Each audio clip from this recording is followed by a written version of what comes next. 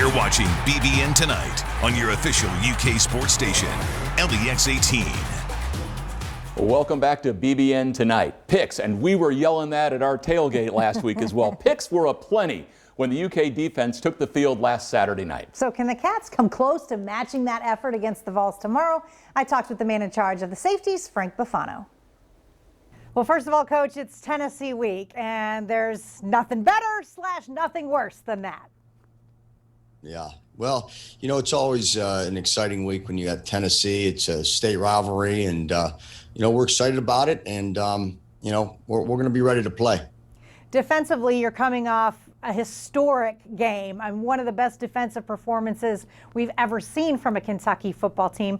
Talk about how your guys especially impacted that. Guys like Yusuf Corker and Devontae Robinson. Yeah, you know what? We just, you know, it's a work in progress every week. We're just trying to get better. We're trying to do our job, you know, and then that's what Coach talks about. Don't try and do too much. Do your job. Trust in your teammate, the guy next to you, that he's going to do his job. And when you can collectively get all 11 doing that, then you can have some success, you know, and that's what we continue to preach and you know, play fundamental football, and things will go fine.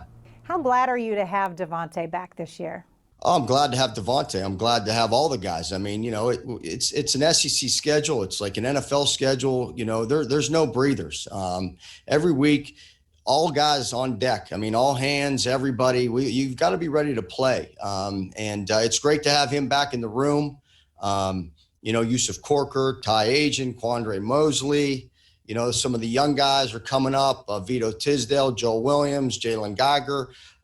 Very exciting. So tell me about Vito. I know he's one of the true freshmen that we were all kind of looking forward to seeing play. He's seen some action on the field. Talk about the future for Vito.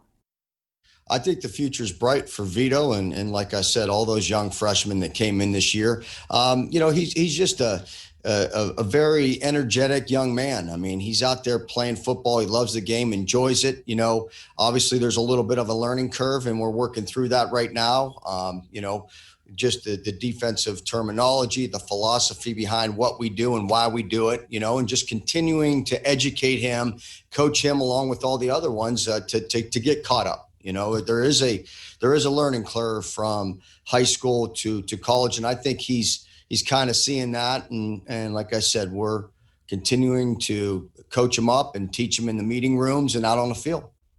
If you were to put together the offensive performance from Ole Miss and the defensive performance from Mississippi State, how many teams are actually better in the country than Kentucky is right now?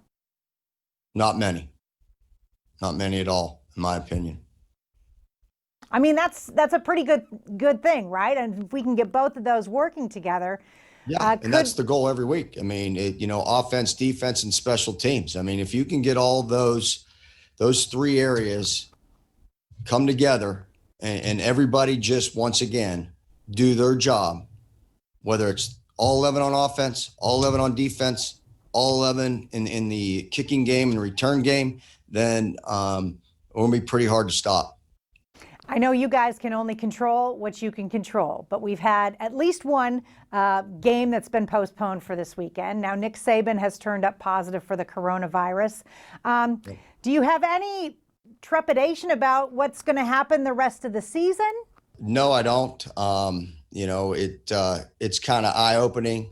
You know, that when these things happen, you know, you first saw it, that I noticed it was in the NFL, seeing some of those games getting postponed, and then you know, obviously it hit here at home. I mean, I think Missouri's postponed, LSU, Florida's postponed. I believe Alabama's still going to play. I believe so.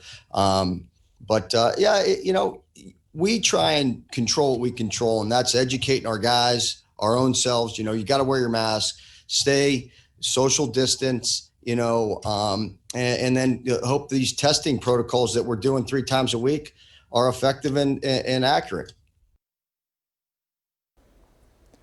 I'll tell you, we have to do it. We've got to do it. Coming up next, we're going to talk about the Volunteers. Yeah, but we're going to do it with a good guy. Jeremy Drummond from the UK Sports Network is going to break down some film of those yucky Vols. We'll be right back.